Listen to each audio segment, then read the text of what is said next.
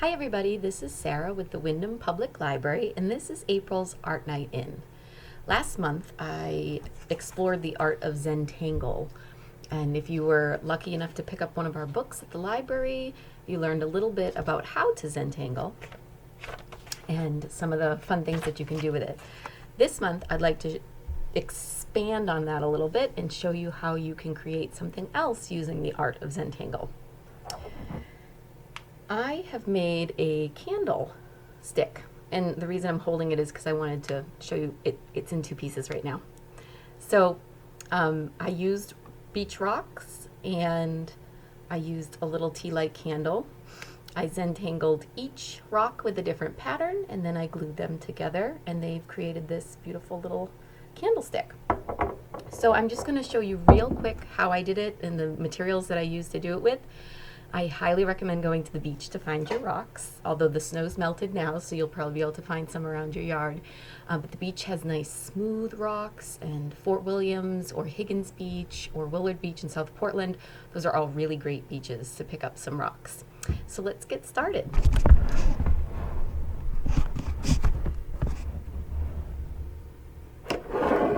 Right here we have just your regular old soft beach rock and two different types of Sharpie markers. One is the ultra fine point, so it just has a little tip like that. And the other one is the fine point, so it's a little bit bigger. I use this one for coloring in, and I use this one for drawing my lines. So my favorite pattern that I did was this pattern right here. It's kind of like a leafy type pattern. So I'm going to show you how I did that, and it was really easy.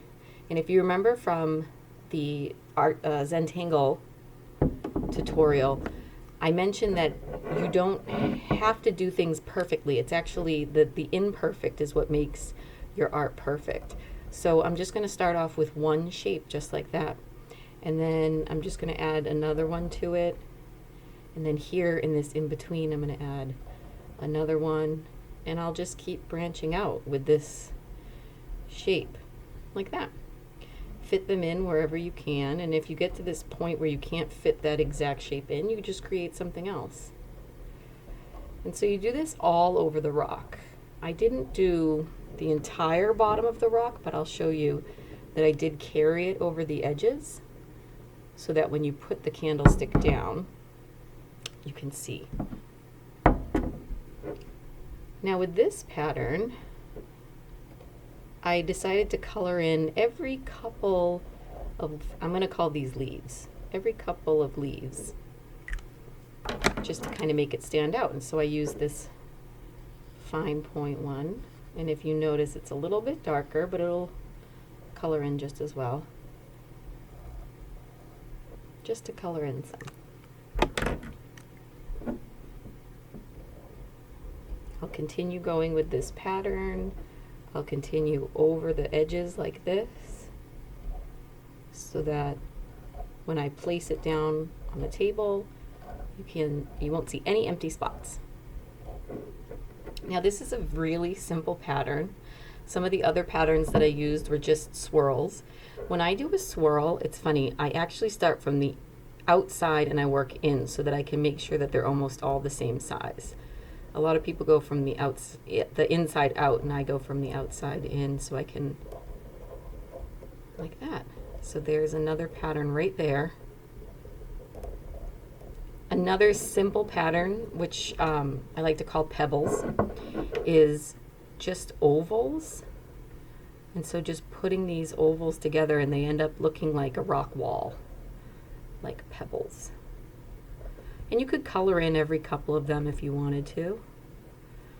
You also could use paint to make this more colorful. I love the black and white and gray of the colors.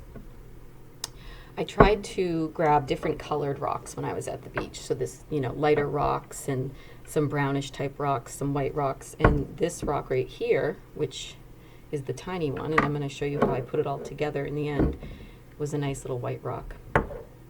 All right, so once you've finished decorating each one of your rocks, you're going to just take your hot glue gun and put a dab of hot glue right in the middle and place that candle on top. And then you will have your candlestick. So it's super cute, really fast, really easy, and an awesome way to create something using your Zentangle that you learned last month and using found objects in your yard or at the beach. I encourage you to try and make up your own patterns, but again, if you go to zentangle.com, you can see hundreds and hundreds of patterns if you can't come up with any on your own. The last thing is if your rocks, if they don't sit flat, you can add a dab of hot glue, which you probably can't see right there. There it is. So you just add a dab of hot glue like that, and then it will sit flat on the table, so it won't rock back and forth with fire. I hope you enjoyed this, and I will see you all next month. Take care.